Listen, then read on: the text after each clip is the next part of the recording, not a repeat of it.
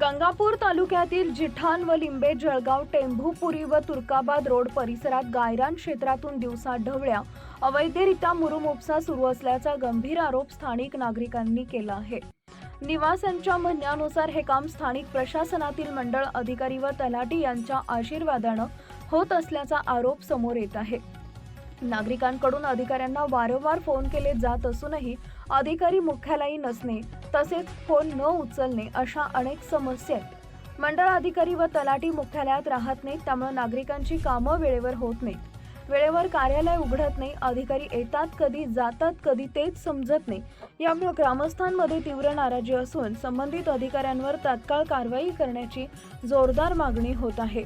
ग्रामस्थांचा सवाल, गायरान जमीन वाचवायची कोणाकडून आणि अवैध उपसा थांबवणार कोण? जिल्हाधिकारी यांनी या आरोपांवर काय पावलं उचलणार याकडे आता संपूर्ण गावाचं लक्ष लागलंय।